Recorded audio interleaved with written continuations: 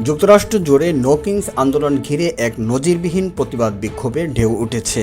রাজধানী ওয়াশিংটন থেকে Los Angeles, Minnesota থেকে নিউ ইয়র্ক সহ সব অঙ্গরাজ্যে হাজার হাজার মানুষ রাস্তায় নেমে প্রেসিডেন্ট ডোনাল্ড ট্রাম্পের নীতির বিরুদ্ধে প্রতিবাদ জানাচ্ছে।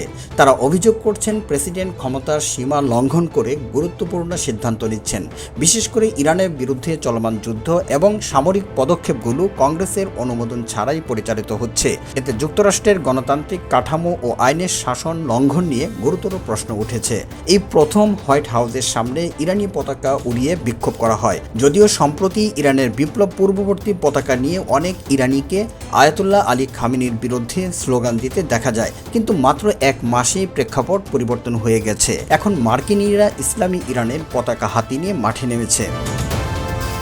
সিএনএন সহ একাধিক মার্কিন সংবাদ মাধ্যমের প্রতিবেদনে বলা হয় 50টি অঙ্গরাজ্যে 3000-এরও বেশি স্থানে এই বিক্ষোভ হয়েছে এবং এতে লাখো মানুষ অংশগ্রহণ করেছে। Washington, new York, Dallas, Philadelphia এবং মিনিয়াপলিস সহ বড় শহরগুলিতে ব্যাপক জনসমাগম হয়। এমনকি ছোট শহর ও গ্রামীণ এলাকাতেও বিপুল সংখ্যক মানুষকে অংশ নিতে দেখা যায়।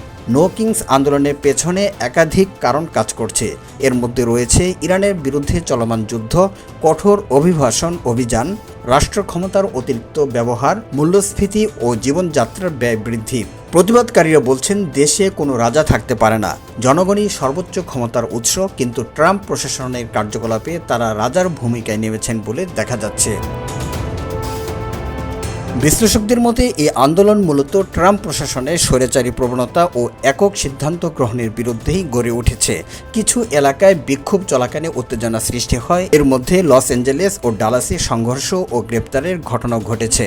বিশ্লেষকরা বলছেন এই বিক্ষোভ শুধু অভ্যন্তরীণ অসন্তোষ নয়, বরং আসন্ন নির্বাচনের আগে ট্রাম্প প্রশাসনের ওপর বাড়তে থাকা রাজনৈতিক চাপেরও প্রতিফলন। একই সঙ্গে ইরান যুদ্ধ, জ্বালানি মূল্য বৃদ্ধি ও অর্থনৈতিক অনিশ্চয়তা সব মিলিয়ে সাধারণ মানুষের মধ্যে অসন্তোষ দ্রুত বাড়ছে।